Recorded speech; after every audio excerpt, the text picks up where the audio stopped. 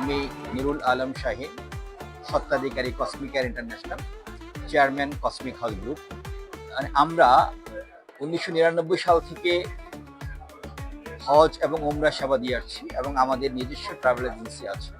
গত 26 বছরের অভিজ্ঞতায় আমি বলবো, ডে বাই ডে হজের যে সার্ভিসটা, এটা অনেকটা ডিজিটালাইজ হয়ে যাচ্ছে। এবং আমাদের এই যে মেলার বিষয়টা, গত 3 বছর মেলা বন্ধ ছিল। মেলাটা অত্যন্ত জরুরি এই কারণ আমাদের সম্মানিত হাজী সাহেবরা মধ্যস্বত্বভোগী, দালাল ইত্যাদির কারণে অনেক প্রতারিত হচ্ছে। এবং হজে ওনারা যে পরিমাণ সার্ভিস দেওয়ার কথা ছিল বা কথা থাকে, সেটা অনেকে পায় না। আবার অনেকে দেখা যায় হজের টাকা জমা দিয়ে হজে যেতে পারে না।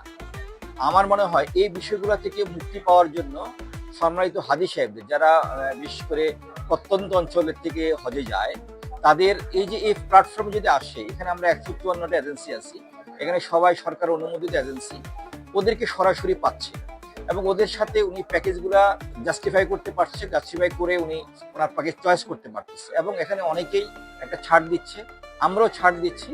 আমাদের এই মেলায় যদি কেউ বুকিং দেয়, আমরা প্রতি প্যাকেজে 15,000 টাকা, হজ প্যাকেজে 15,000 টাকা ডিসকাউন্ট দিচ্ছি এবং আরো অনেক গিফট আইটেম আমরা দিচ্ছি।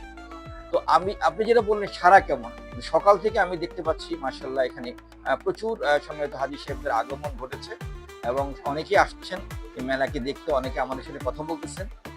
আমার মনে হয় এটা অত্যন্ত ফলপ্রসূ হবে এবং এই মেলার শেষে আমার মনে হয় আমরা ভালো একটা রেজাল্ট নিয়ে যেতে পারবো। আসলে গতবারের তুলনায় ওমরার টিকিটের কথা যদি আমি বলি, ওমরার টিকিটে অলমোস্ট 10 থেকে 20,000 টাকা বৃদ্ধি পেয়েছে।